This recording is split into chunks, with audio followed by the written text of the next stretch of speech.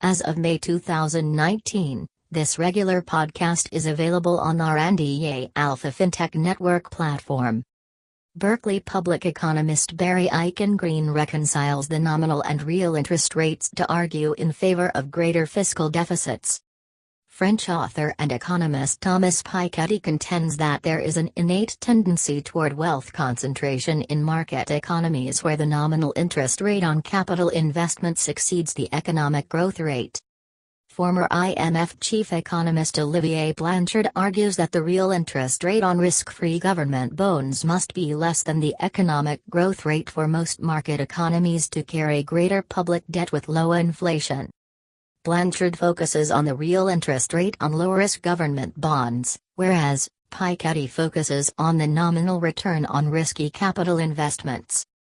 These interest rates diverge by a 5% to 6% equity risk premium, which reflects how risk-averse the typical stock market investor is through the real business cycle. For Piketty, high wealth concentration can result from a large equity risk premium that calls for higher taxes on the rich. For Blanchard, the government can accumulate more public debt as core CPI inflation remains moderate over time.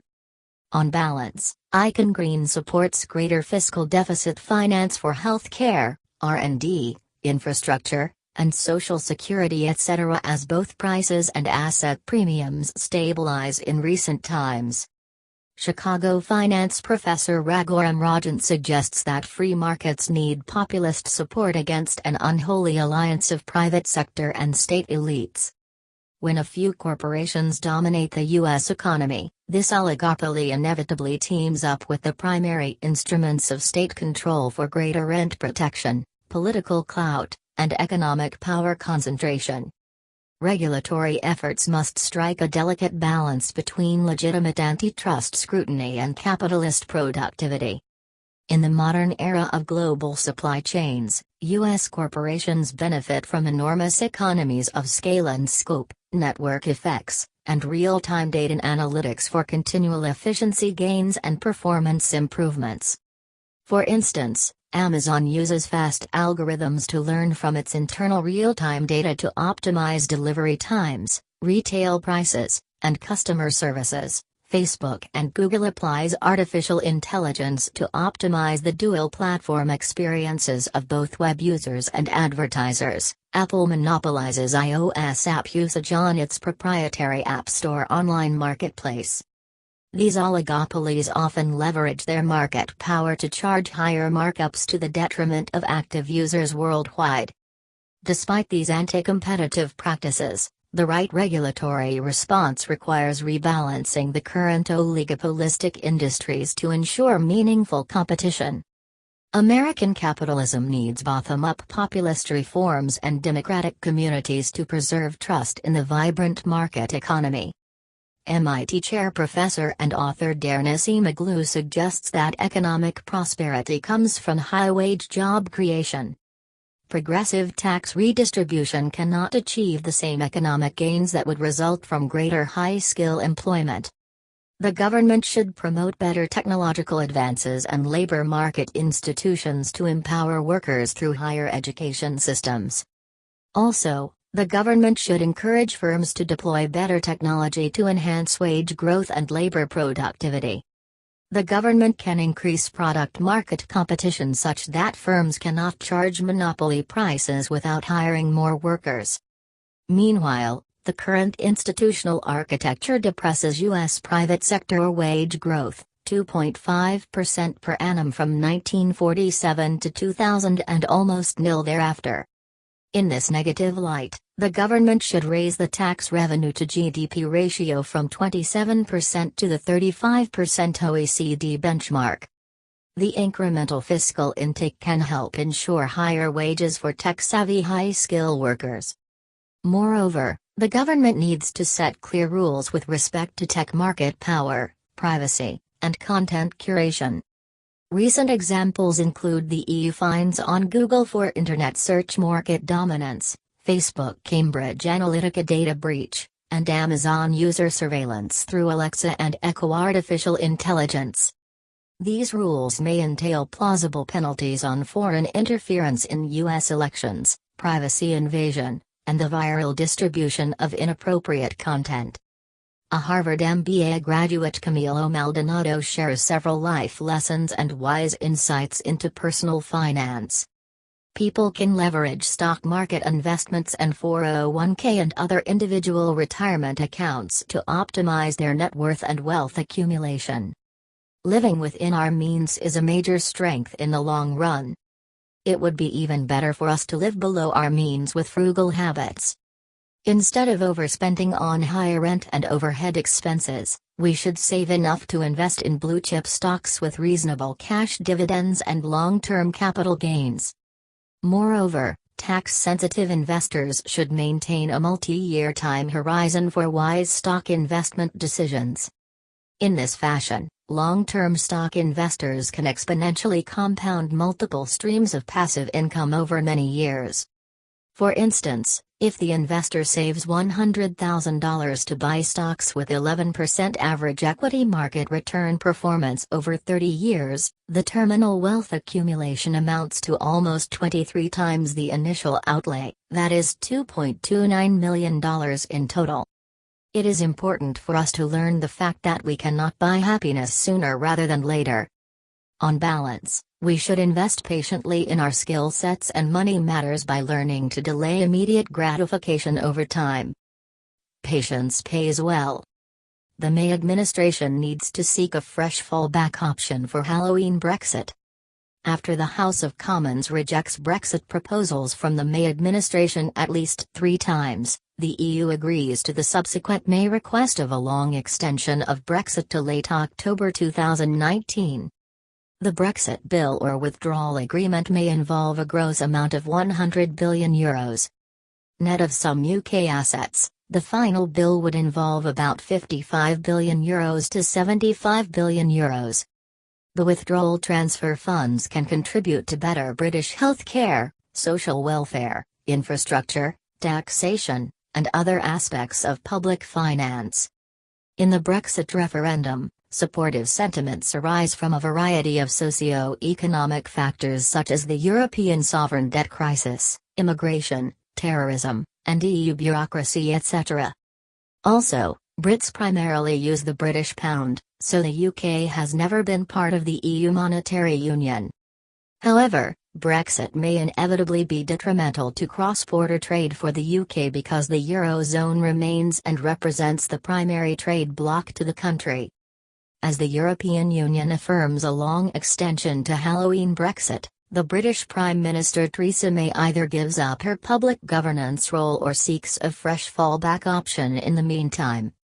Brent crude oil prices spiked to $70.75 per barrel after the Trump administration proposes to stop waiving economic sanctions on Iranian oil exports. State Secretary Mike Pompeo announces that the U.S. no longer grants these waivers to China, India, Japan, South Korea, and Turkey etc. as of early May 2019. This strategic move threatens to wipe off about $1 million barrels of international crude oil per day. In response, oil prices surged to their highest levels since November 2018. Middle East countries such as Saudi Arabia and United Arab Emirates agree to make up for lost oil supply from Iran. Oil price gyrations are likely to continue in 2019 to 2020. And crude oil futures now forecast the upper range of $80–95 per barrel. High oil prices can translate into higher profit margins for most OPEC countries, especially Saudi Arabia and United Arab Emirates. Moreover, the upward oil price trend improves the economic prospects of Saudi Aramco in the next biggest IPO lockup period. In the grand scheme, the U.S. national security strategists trade off temporary oil price fluctuations with more draconian economic sanctions on the nuclear nation Iran. This containment strategy helps successfully isolate Iran to the detriment of oil-dependent economies worldwide. The Trump administration still expects to reach a landmark Sino-U.S. trade agreement with a clear mechanism for better intellectual property protection and enforcement. President Trump emphasizes that there is no need for America to rush to reach a major trade deal with China. Also, there is no need for stock market investors to overreact to the recent Sino-US trade war headlines. The Trump tariff hikes represent punitive penalties on the Chinese attempt to backtrack on prior mutual trade commitments. In response to the Trump tariffs, the Chinese Xi administration promises retaliation with necessary countermeasures. As Reuters reports, in recent times, China retracts key trade elements across all 7 chapters of the 150-page draft agreement and then rolls back promises to change Chinese rules to allay U.S. concerns with respect to intellectual property theft, arbitrary tech transfer, and currency manipulation, etc. The Chinese Xi administration cannot yield to U.S. maximum pressure on matters of principle. As the Chinese trade delegates suggest, the bilateral trade procurement figures should be realistic, and both sides should balance the substantive text of a major trade deal. Moreover, the Chinese trade negotiators emphasize that this delicate balance should uphold the sovereignty and dignity of the country. President Trump ramps up 25% tariffs on $200 billion Chinese imports soon after China backtracks on the Fair Trade Agreement. U.S. Trade Representative Robert Lighthizer and Treasury Secretary Steven Mnuchin both express frustration that China attempts to renege on prior commitments to the bilateral resolution of perennial issues from Sino-U.S. trade deficit balance and currency manipulation to intellectual property theft and arbitrary technology transfer. President Trump warns that he may impose 25% tariffs on another $325 billion Chinese imports if both sides cannot agree on a major trade deal in the next few weeks. As the Sino-American top trade negotiators continue to engage in bilateral discussions, stock market investors face dark clouds of uncertainty around whether both sides can salvage a fair trade deal. Most major stock market indices from S&P 500, Dow Jones, and Nasdaq to Shanghai, Shenzhen, and Hong Kong experience 3.5% to 6.5% hefty losses and plunges in response to the current trade standoff between China and America. As President Trump accuses China of breaking the trade deal across 7 chapters of the 150-page draft agreement, Chinese Vice Premier Liu He expresses his sincere hope that both sides can resolve contractual differences in the year-long trade war.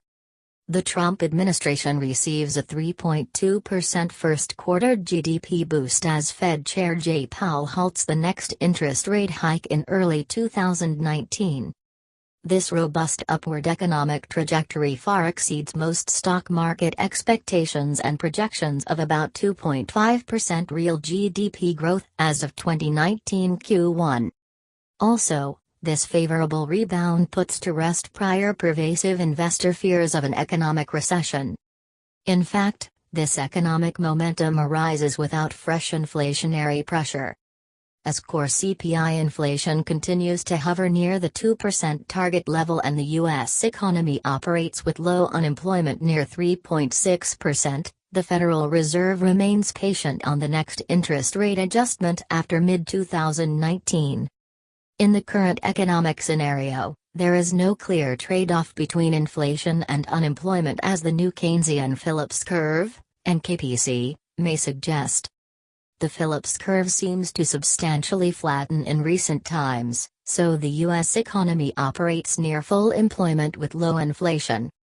This economic outlook bolsters the Federal Reserve dual mandate of maximum sustainable employment and price stability. Meanwhile, the greenback depreciates a little bit for U.S. export prices to remain competitive in the global economic landscape. These recent positive events contribute much to the Trump economic scorecard for his presidential re-election in 2020.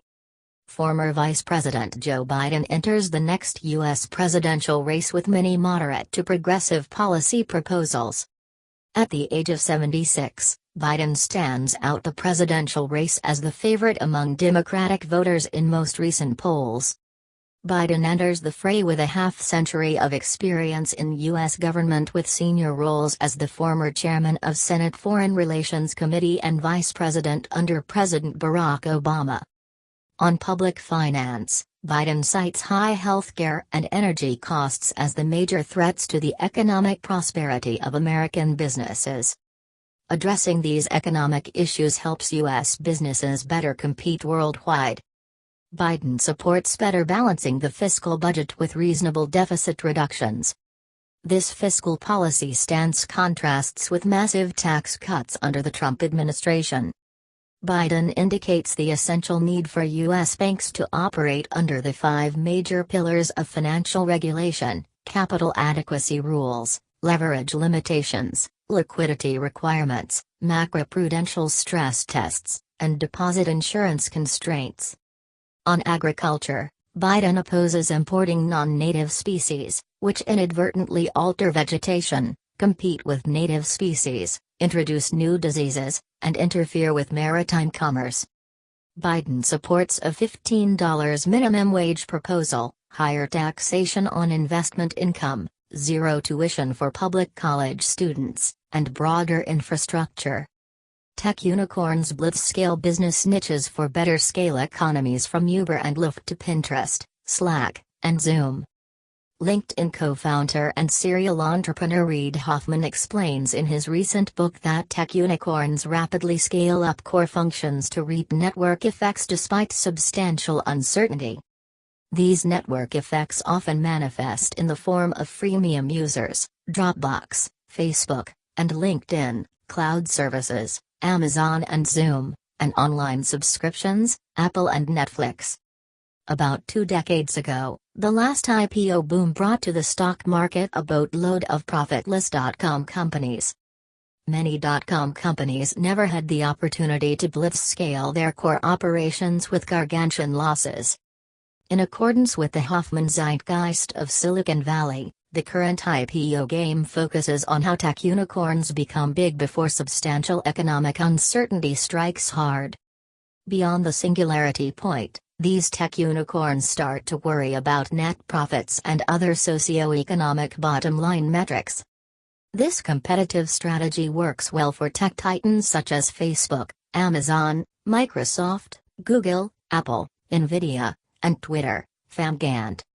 However, this strategy may turn out to be less effective for Airbnb, Uber, Lyft, Netflix, Slack, and Zoom as they experience competitive bottlenecks in lieu of both scale economies and network effects.